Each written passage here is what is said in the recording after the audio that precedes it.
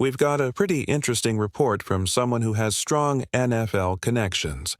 This person works in media, has ties with former NFL players, and is friends with a lot of NFL coaches.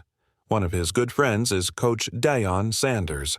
Now, based on what he's heard, he's hinting that the Las Vegas Raiders are likely moving forward with Ben Johnson as their next head coach.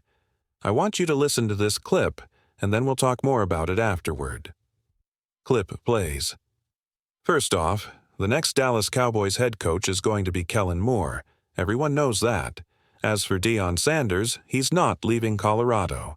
No way, unless he could coach both of his sons, but I don't think that's possible. Sources are telling me that Ben Johnson is set to be the Raiders' coach. I've got solid sources on this, really solid sources. I just don't see Deion going anywhere, even though it would be exciting. Clip ends. So, that was Adam Pacman Jones, who's been in the NFL for a long time and has connections with just about everyone. He's saying that Deion Sanders isn't leaving Colorado, Kellen Moore will become the next Cowboys head coach, and Ben Johnson's going to take over the Raiders. Now, Pacman didn't just pull this out of thin air. He's got reliable sources, and he's implying that Coach Deion Sanders himself might have been the one to share this with him. What's even more interesting is that Pacman has been right about NFL rumors in the past, including some involving Deion Sanders. For example, Pacman previously hinted that Deion might leave Colorado for an NFL job if he could coach his sons, but that didn't happen. Now Pacman is confirming that Deion is staying put at Colorado for this season, so it seems like the NFL landscape is shifting a bit. The Cowboys are set with Kellen Moore, and the Raiders are moving forward with Ben Johnson. But remember, this isn't official until the hires are confirmed. This will probably be the last time we talk about Ben Johnson for a while, until he's officially named the Raiders' head coach. I can't hide my excitement about the Raiders potentially bringing in Ben Johnson as head coach. This guy is one of the best coaches we've seen in the last decade. There have been only a couple of coaches who've gotten as much hype as him, and honestly, the only one that comes close is Kyle Shanahan. Look at how well things have gone for the 49ers with him at the helm. Another name that doesn't get as much hype but is also highly respected is Sean McVay. He's another great play caller. Both Shanahan and McVay have not only found success, but their teams are in the playoffs and fighting for Super Bowls every year. Ben Johnson is in the same category.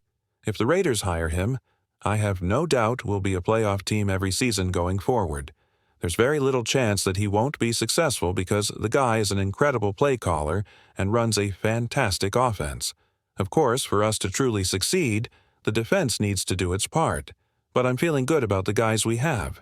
We've got some top-tier defensive linemen like Max, Malcolm, and Christian. Plus, we've got the 6th overall pick in the draft. Now, we're probably not going to pick a quarterback with that pick unless something wild happens, like if Kamor somehow drops, but I don't see that happening. Most likely we'll get a solid player for another position, maybe defense or wide receiver. I wouldn't take a running back with the 6th pick, even if it's Ashton Genty. That wouldn't be the best value for where we're picking. Overall, I think the Raiders can only get better. We already have a stacked defense, at least in my opinion, and if Ben Johnson becomes head coach, I think we're heading in the right direction. While it's not official yet, it seems like Ben Johnson is going to be our next head coach. And, based on what Adam Pacman Jones is saying, I'm going to trust him on this one. He's been right about a lot of things in the past, including the situation with Deion Sanders, so I'm confident he knows what he's talking about. Let's see what happens, but I'm really excited about the future. I really hope Ben Johnson ends up with the Raiders. But it's interesting because the Raiders are still in the middle of their interviews. They're not done yet, and Albert Breer recently reported that the team is interviewing former Commanders and Panthers head coach Ron Rivera for the job today. To me, this is a bit surprising, especially if the Raiders are truly set on hiring Ben Johnson, as some reports suggest. Now, I do understand why they're still going through the interview process. After all, Ben Johnson didn't meet with the Raiders in person. His interview was online. Who knows what was discussed? Maybe Ben Johnson came out of that interview saying, "I want to be with the Raiders, I'm all in," and it's already a done deal. But at the same time, the Raiders might feel the need to do their due diligence. Just in case something changes with Ben Johnson, they want to make sure they have other options lined up. As for Ron Rivera, I think he's a solid coach, but I wouldn't necessarily put him ahead of some of the other candidates the Raiders have spoken to. For example, I think Pete Carroll would be a great fit for the Raiders, and Steve Spagnuolo would be another strong choice. He's built an elite defense, possibly the best in the NFL. If it isn't Ben Johnson, I'm curious to see who the Raiders look at next. One name I'm particularly interested in is Todd Bowles, the current defensive coordinator for the Tampa Bay Buccaneers. Of course, he's still in the playoffs right now, so the Raiders can't bring him in just yet, but once the Bucs season ends, he could be a great option. Another thing to mention is that the Raiders are also looking into general manager candidates. They've requested interviews with Brandon Brown from the New York Giants and Chad Alexander from the Los Angeles Chargers. This is interesting because, unlike with the head coaching search, these GM candidates don't have any direct connection to Ben Johnson. If the Raiders are really committed to hiring Ben Johnson, it will be important to see how everything comes together with the front office as well. If the Raiders are looking at any of these other candidates, it's a bit hard to understand why they let Tom Telesco go, unless there was something specific that led them to believe they needed to move on. That being said, Adam Schefter recently posted a video, about 3 or 4 minutes long, saying that Ben Johnson hasn't yet committed to the Raiders. He's basically saying Raider fans shouldn't get too excited or assume they're the frontrunners because Ben Johnson hasn't made a decision yet. I understand why Adam Schefter would put that out there, but honestly, I don't think he's the most reliable source anymore. At least, not like he was years ago. Just a couple of weeks ago, he said Tom Telesco's job was safe with the Raiders, and then just a day or two later, Telesco got fired. So, while Schefter's input is worth considering, I take it with a grain of salt. That said, we'll just have to wait and see what happens. Maybe Ben Johnson is the guy, or maybe they go in another direction. As long as the Raiders land the right head coach, I'm confident they'll find success. Since the team hired John Gruden, we haven't had a truly proven coach in charge. In today's NFL, you need a coach with a solid track record if you want to succeed, and if the Raiders can't get one, it's going to be tough. I also heard another interesting report recently. Apparently, Tom Brady reached out to Bill Belichick to ask his thoughts on what makes a successful team. We don't know exactly what was said in that conversation, but I'm sure Belichick made it clear. It all starts with having a great head coach. That's the foundation of everything. So, we'll see what happens next. There's one more thing I want to touch on. But before I do, let's talk about something else real quick. The football season is almost over, which is crazy to think about. I know the Raiders' season has already ended, but we've still got some exciting football ahead of us. We have 4 games this week, then 2 more the following week, and finally the Super Bowl in about a month. So, with that in mind, I wanted to share my picks for this upcoming week. There are some really great matchups to look forward to. First up, we've got the Kansas City Chiefs taking on the Houston Texans. Now, I think the Texans have one of the best defenses in the NFL. Their defensive scheme is solid, and they've got a great defensive line.